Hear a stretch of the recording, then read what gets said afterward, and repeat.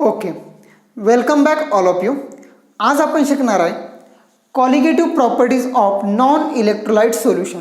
काय शिकणार आहे? Colligative properties of non electrolyte solution. तर सर्वात अगोदर कॉलिगेटिव्ह प्रॉपर्टीज म्हणजे नक्की काय ते समजून घेऊया. कॉलिगेटिव्ह प्रॉपर्टीज म्हणजे नक्की काय? कॉलिगेटिव्ह प्रॉपर्टीज, सर्वप्रथम मी तुम्हाला इंग्लिशमध्ये डेफिनेशन सांगतो आणि मग ती मराठीमध्ये एक्सप्लेन करतो. ठीक आहे? काय असते बघ definition? The physical properties of solution, the physical properties of solution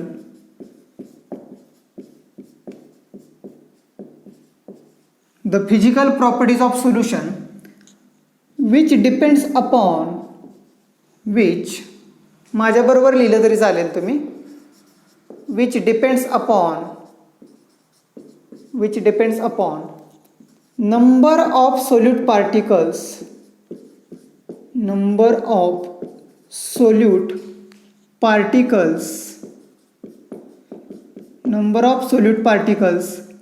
in the solution and not on their nature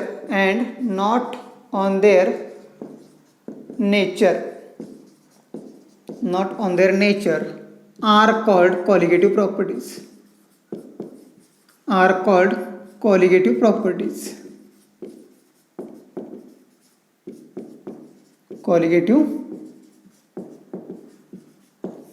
properties. ठीक आहे? ह्याच्यामध्ये हे दोन शब्द खूप महत्त्वाचे आहेत. Depends upon number of solute particles and does not depend upon their nature and not on their nature. हे दोन शब्द किंवा हे दोन पॉईंट खूप महत्त्वाचे आहेत. याचा अर्थ काय? समजा तुम्ही एखाद्या बिकरमध्ये असे दोन सोल्युशन घेतले आणि एका याच्यामध्ये पाणी घेतले थोडक्यात आणि याच्यामध्ये 3 शुगर मॉलिक्यूल आहेत आणि दुसऱ्या बिकरमध्ये तेवढंच पाणी घेतले आणि त्याच्यामध्ये 3 युरिया मॉलिक्यूल आहेत. हे काय आहेत? समज शुगर. ह्याला आपण काय समजलं? शुगर. आणि ह्याला आपण काय समजूया? युरिया. मॉलिक्यूलची संख्या किती आहे सोल्युशनमध्ये? इथं पण 3, इथं पण 3. मग अशा कोणकोणत्या प्रॉपर्टी असतात ज्या याच्या पण सेम आहेत आणि याच्या पण सेम आहेत? कारण की अशा प्रॉपर्टी फक्त नंबरवर डिपेंड आहेत. 3 विषय संपला. ह्याची प्रॉपर्टी काय आली पाहिजे? सेम आली पाहिजे. त्याला म्हणतो आपण colligative property, which depends only upon their number of solute particles. युरियाची 3, शुगरची 3, काय प्रॉब्लेम नाही. And does not depend on their nature म्हणजे काय? कोणाचे आहेत काय फरक पडेल? युरियाचे आहेत, शुगरचे आहेत, सॉल्टचे आहेत, इट डझंट मॅटर. 3 आहेत. नंबर फिक्स असला की प्रॉपर्टी ज्या फिक्स होते सेम असते त्याला आपण काय म्हणतो? Colligative property. आता बघ, एका बिकरमध्ये तू युरिया घेतला आणि एका बिकरमध्ये शुगर सोल्युशन घेतलं. दोघांची टेस्ट सेम लागते का? नाही. म्हणजे टेस्ट कॉलिगेटिव्ह प्रॉपर्टी झाली का? नाही. मग नक्की कॉलिगेटिव्ह प्रॉपर्टी कोणती असते? तर 4च कॉलिगेटिव्ह प्रॉपर्टी असतात आपल्या सिलेबसमध्ये. तेवढ्याच आपल्याला डिटेलमध्ये शिकायचे असतात. तर त्या कोणकोणत्या असतात बघ, मी तर लिस्ट देतो साईडला. पहिली आहे relative lowering of vapour pressure. Relative lowering of vapour pressure, ज्याला आपण प्रेमानं म्हणतोय RLVP. काय म्हणतोय? RLVP.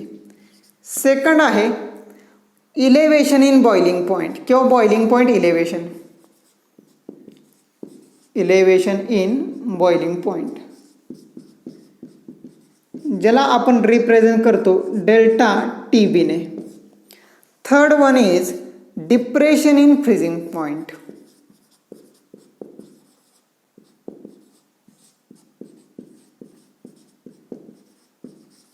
Depression in freezing point, ज्याला आपण रिप्रेझेंट करतो डेल्टा TF ने. आणि चौथे आहे osmotic pressure.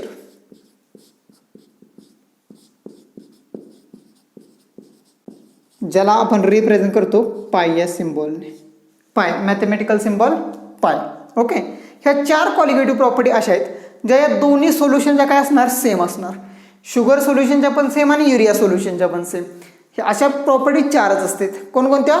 Relative lowering of vapour pressure, boiling point elevation किंवा elevation in boiling point, depression in freezing point आणि ऑस्मोटिक प्रेशर. आलं लक्षात? म्हणजे आपण मनानं गेस करायचे नसतात अशा कोणत्या प्रॉपर्टी असतील, काय असेल, आपण पाठ करायचं असतं. ह्या 4 प्रॉपर्टी आहेत. 4 टायटल आणि ही डेफिनेशनची कन्सेप्ट जरी क्लिअर असेल ना तरी आपल्याला बऱ्यापैकी या टॉपिकवर होल्ड येतो, कन्सेप्च्युअल क्लॅरिटी येते. समजते? त्याच्यामुळं आपल्याला हे डेफिनेशन पाठ पाहिजे. काय बघ, the physical property of solution which depends upon number of solute particles in solution and not on their nature. कोणाच्या आहेत फरक पडत नाहीत, कसले आहेत फरक पडत नाहीत, नेचरवर डिपेंड आहे, नंबरवर फक्त डिपेंड आहे. Number same, property same. अशा प्रॉपर्टी किती असतात? फक्त 4 असतात. कोणकोणत्या? Relative lowering of vapour pressure, elevation in boiling point, depression in freezing point आणि last one is osmotic pressure. ठीक आहे, तर आपण एक एक प्रॉपर्टी आता डिटेलमध्ये शिकायला सुरू करणार आहे. पहिली प्रॉपर्टी सुरू करूया, relative lowering of vapour pressure. त्याच्या अगोदर तुम्ही व्हिडिओ पॉज करा आणि एवढं लिहून घ्या आणि लिहून झालं की मला सांगा. ओके, लिहून झालं? गुड.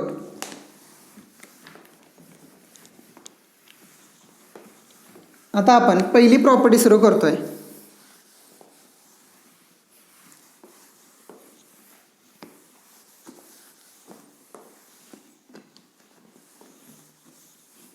पहिली प्रॉपर्टी सुरू करतोय, relative lowering of vapour pressure. त्याला मी कॅपिटल ए ने दाखवतो. Relative lowering of vapour pressure, ज्याला आपण शॉर्टमध्ये काय म्हणतोय, RLVP. पहिली qualitative property, relative lowering of vapour pressure. तर ह्याच्यामध्ये आपण पहिला पॉईंट शिकणार आहे, lowering of vapour pressure. Lowering म्हणजेच lowering of vapour pressure. Vapour pressure lowering म्हणजे कमी का होतं, कसं होतं ते शिकणार आहे. Vapour pressure lowering. ठीक आहे, आता कसं बघ, मी इथं 2 वेसल काढतो.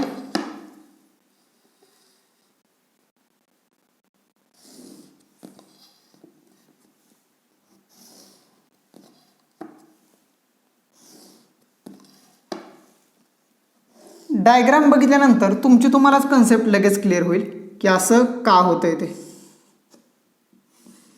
हे डायग्राम बुकमध्ये दिलेले नाही आहेत.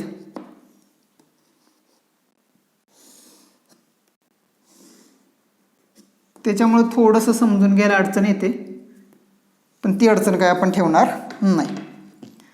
ओके, समोर लक्ष दे. समज या पहिल्या बिकरमध्ये तू पूर्णपणे वॉटर घेतलेस. पूर्णपणे काय घेतले? वॉटर. म्हणजे काय घेतलं? Pure solvent.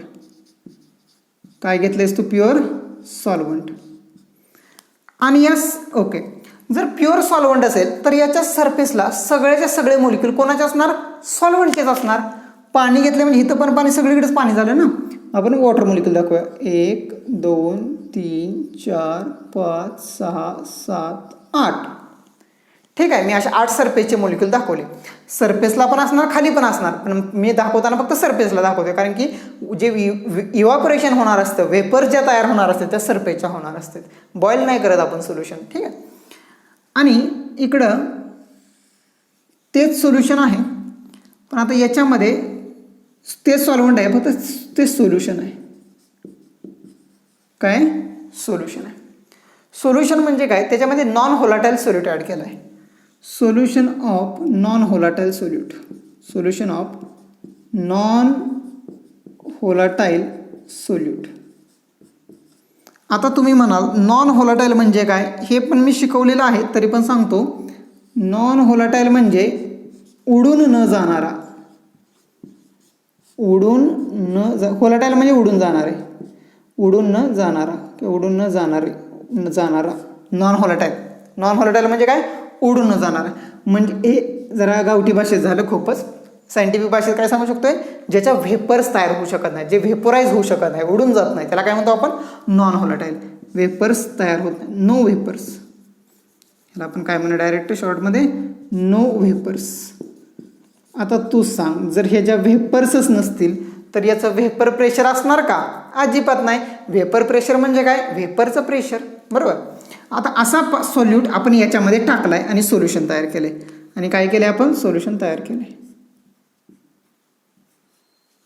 Okay, solute add केला आणि सोल्युशन तयार केलं तर काय होणार बघ.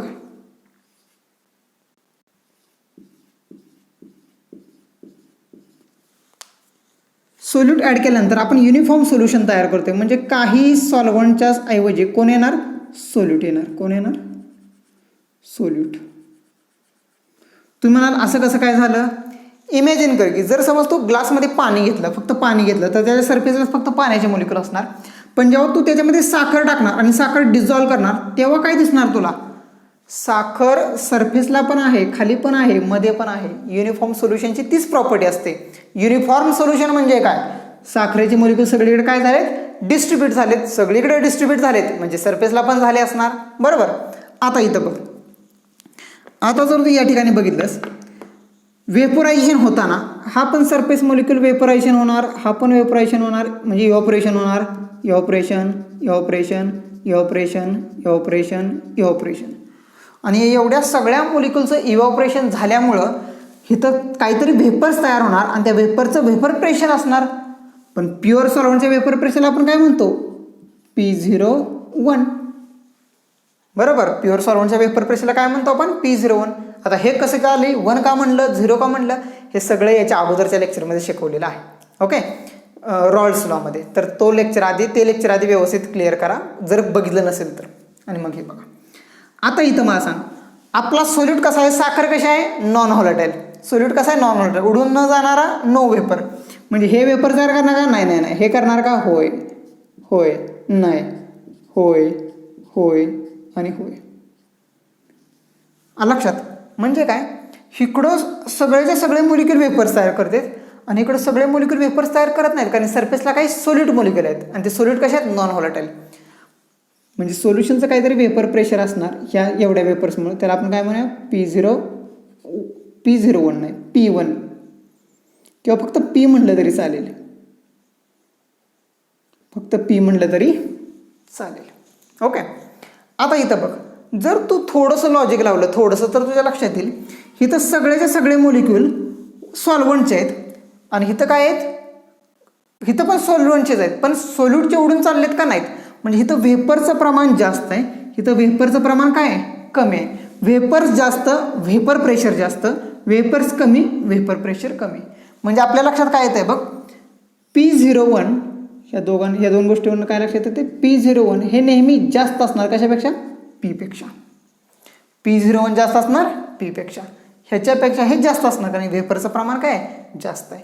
आणि म्हणजे ह्यालाच आपण वेगळ्या शब्दामध्ये कसं मांडू शकतो, आपण जेव्हा प्युअर सॉल्व्हंटमध्ये नॉन व्होलाटाईल सोल्यूट ॲड केला, आपण जेव्हा प्युअर सॉल्व्हंटमध्ये नॉन व्होलाटाईल सोल्यूट ॲड केला किंवा डिझॉल्व्ह केला, तेव्हा सरफेसचे सॉल्व्हंट मॉलिक्युल रिप्लेस झाले नॉन व्होलाटाईल सोल्यूट मॉलिक्युलने. सरफेसचे सॉल्व्हंट मॉलिक्युल रिप्लेस झाले नॉन व्होलाटाईल सोल्यूट मॉलिक्युल्सने आणि त्याच्यामुळं व्हेपर्स कमी झालं, व्हेपरचं प्रमाण कमी झालं, त्यामुळे व्हेपर प्रेशर पण काय झालं, कमी झालं. म्हणजे प्युअर सॉल्व्हंटमध्ये आपण एखादा नॉन व्होलाटाईल सोल्यूट ॲड करतो तेव्हा व्हेपर प्रेशर काय होतं, कमी होतं, व्हेपर प्रेशर कमी होतं सोल्युशन तयार करताना. त्यालाच काय म्हणतो आपण, व्हेपर प्रेशर लोअरिंग. इंग्लिशमध्ये काय म्हणतो, व्हेपर प्रेशर लोअरिंग. म्हणजे हे डायग्राम आहे ना, हेच डायग्राम बुकमध्ये 3, 4, 5 पॉईंटमध्ये एक्सप्लेन केलेले असते, फक्त वाक्य लिहिल्यामुळं, डायग्राम न काढता. पण कन्सेप्च्युअली क्लॅरिटी येण्यासाठी एवढी डायग्राम बघितलेली तुमच्या लगेच लक्षात येते. बघितलंच कळतं ना, सॉल्व्हंट मॉलिक्युलच्या ऐवजी सोल्यूट आले, सोल्यूट उडून जात नाहीत, म्हणजे वेपरचं प्रमाण कमी झालं, वेपरचं प्रमाण कमी, वेपर प्रेशर कमी, म्हणजे P01 जास्त असणार P पेक्षा, बरोबर का. आणि ह्या जो दोघांचा डिफरन्स असतो ना, मग डिफरन्स काढायला लागतो, डेल्टा P. डेल्टा P कसा काढायचा, जास्त वजा कमी, P01 मायनस P. ह्यालाच म्हणतो आपण vapour pressure lowering, delta P. ठीक आहे, मग आता लिहूया थोडंफार याच्यामध्ये. काय लिहिणार सांग, पहिला पॉईंट, वेन वेन तुम्ही व्हिडिओ पॉज करून डायग्राम काढली तरी चालेल आणि नंतर हे पॉईंट लिहिले तरी चालतील माझ्याबरोबर. When non volatile solute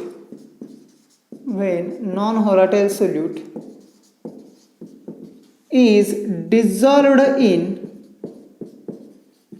when non-volatile solute म्हणजे शुगर लाईक किंवा urea like non volatile solute is dissolved in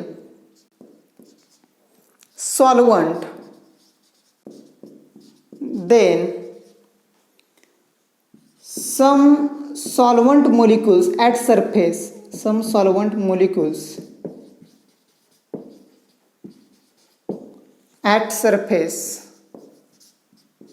at surface are replaced by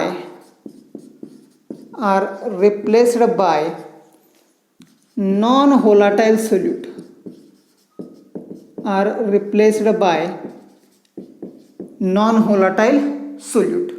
replace झाले नाही. हे बघ याच्याऐवजी आणि याच्याऐवजी कोण आलेत? नॉन व्होलाटाईल सोल्यूट आलेत. बरोबर का? दुसरा point that is solvent molecules per unit area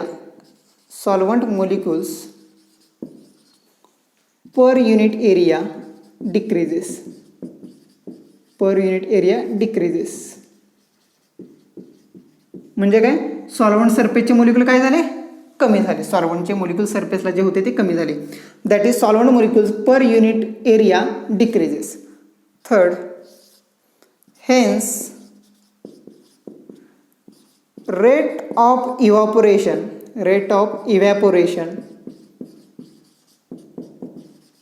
of solvent molecules decreases.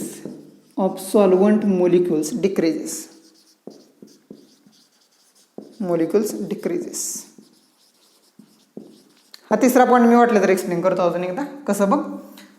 Rate of evaporation of solid molecule decreases म्हणजे काय? समज एका मिनिटामध्ये हे 8च्या 8 मोलिक्युल किती आहेत बघ? 1 2 3 4 5 6 7 8. एका मिनिटामध्ये हे 8च्या 8 मोलिक्युल इव्हॅपोरेट होत होते. म्हणजे एका मिनिटामध्ये 8 वेपर्स मोलिक्युल तयार होत होते. पण त्या एकाच मिनिटामध्ये इकडं किती होणार बघ? 1 2 3 4 5. कारण की 8 पैकी 3च्या ऐवजी कोण आलंय? सोल्यूट आलाय. म्हणजे एका मिनिटामध्ये इथले 8 इव्हॅपोरेट होत होते आणि एका मिनिटामध्ये इथले किती होणार? फक्त 5 होणार. कारण बाकीचे तर उडून न जाणार आहेत, नॉन व्होलेटाईल आहेत. बरोबर? म्हणजेच रेट ऑफ इव्हॅपोरेशन काय झाला? कमी झाला. रेट ऑफ इव्हॅपोरेशन कमी, वेपर्स कमी.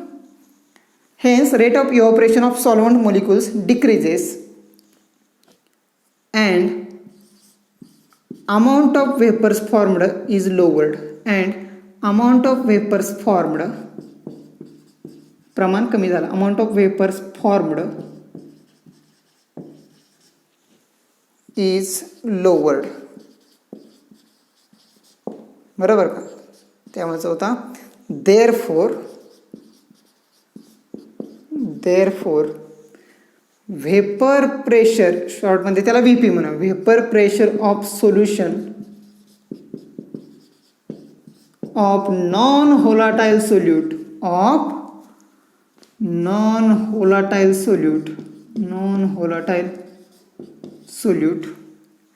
डिक्रीजेस किंवा लोवर्डच म्हणूया. टायटलमध्ये तेच लिहिले ना, lowered. Vapour pressure of solution of non volatile solute lowered. काय झाला? कमी झालं. व्हेपर प्रेशर काय झालं?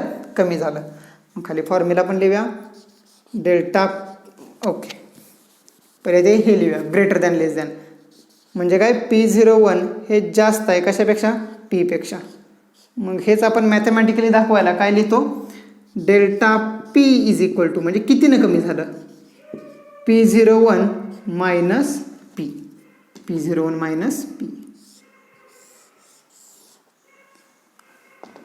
लक्षात? एवढी साधी सोपी कन्सेप्ट आहे. ओके, हा महत्त्वाचा पॉईंट आहे. ह्याच्यावरच इतर प्रॉपर्टी सगळ्यात डिपेंड आहेत, कॉलिगेटिव्ह प्रॉपर्टी. तेव्हा पहिली कॉलिगेटिव्ह प्रॉपर्टी कळणं खूप महत्त्वाचं आहे. एवढं लिहून घे. लिहून झालं की मला सांग.